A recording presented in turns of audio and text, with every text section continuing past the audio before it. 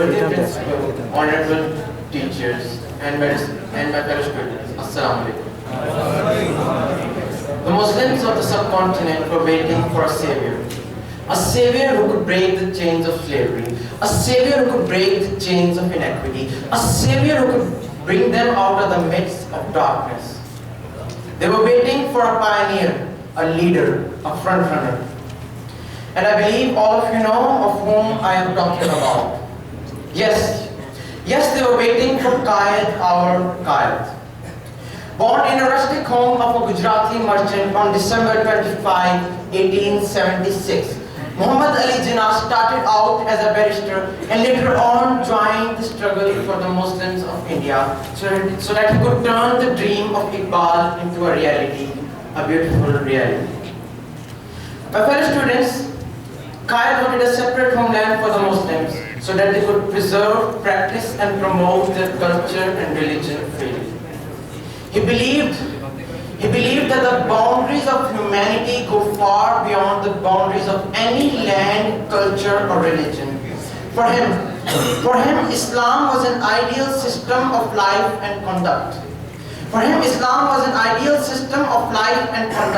He wanted Pakistan to play a vital role in the development of the world and to lead not only the Muslims, I repeat, to lead not only the Muslims but the whole world. My fellow students, Kumail was a social reformer, a lawyer, an activist, and a political leader. He was unmatched in his versatility and the breadth of his knowledge and vision. He was a man of unswerving conviction and incorruptible honesty. He had a profound understanding of the integrated vision of the Quran. He wanted Pakistan to be a land of justice. He wanted Pakistan to be a land of equality. He wanted Pakistan to be a welfare state. However, the leaders that followed him had the aim of self-enrichment in their minds when they stepped into power. Surely one would say that there were some exceptions, but these exceptions were far too few to make a difference. Today in Pakistan we have dozens of educational institutions and Asia's second largest university. But why is it so that our literacy rate is still below the mark? We have the world's second largest gas infrastructure, but we still fail to provide our industries with enough fuel, and the children in Quetta die every winter because their gas heater turns cold. My countrymen, we are an agricultural country. But the poor in our country cannot afford a reasonable meal, and the children in third die every day because of starvation. My fellow students, my fellow countrymen, Kumail wanted us to be united under one flag and under one motto. While if you look at ourselves today, we will see that we have divided ourselves into different groups and sects based on caste, color and creed. We are meant to be a single nation. And not a bunch of aggressive men killing each other because of our differences, whether racial, religious, political or any other. Today there is more violence on the street than ever before. We are meant to be disciplined, we are meant to be educated, we are meant to have faith in none but one. But where do we stand now? I ask, where do we stand now? By pondering upon ourselves, we will see and feel that we have first failed individually. And then collectively. We blame our leaders for our situation. But tell me, which one of us has not been corrupt? From a student to a teacher, from a shopkeeper to an industrialist, from a bureaucrat to a leader, we all have ran away from our responsibilities and have thus been corrupt. That's the truth and a mighty bitter one. Oh, how the soul of our Kumail would be burning. Is this what he wanted us to be? Is this the land for which 1 million people sacrificed their lives?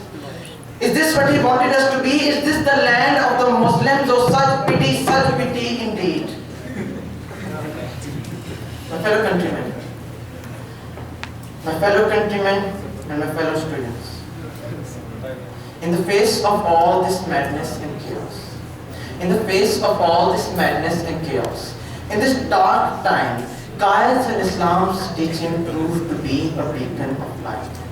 His motto, unity, faith and discipline provides us with the hope that we can still be a great nation. We now must revive our morals.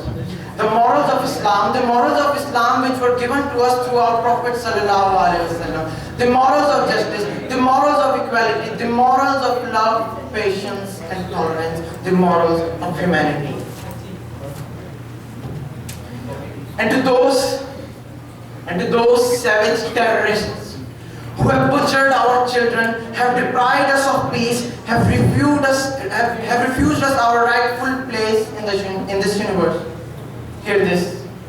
Hear this, we will fight. We will fight for peace and for our very existence. The ghastly acts of cowardness that you commit every day cannot defeat us. They cannot defeat us. You cannot intimidate, suppress or isolate Pakistan. You cannot kill our ideas. We are not afraid. We are not afraid. We will not bow down to you or to any other of our enemies, for we bow down only to our God. So my fellow countrymen,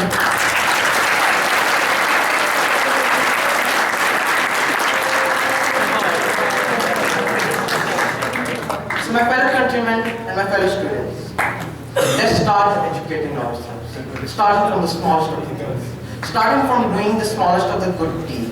Let us not turn ourselves into savages. Let the light of Islam guide us through this grievous time. Let's start loving each other. For once we truly love, we will meet anger with sympathy, hatred with compassion, and cruelty with kindness. Let's ignore our differences. Let's ignore our differences. Instead of trying to change others, let's change ourselves. Let's change our hearts. Let's unite under one flag and under one motto, unity, faith, discipline. Let's bring back our guys, Pakistan.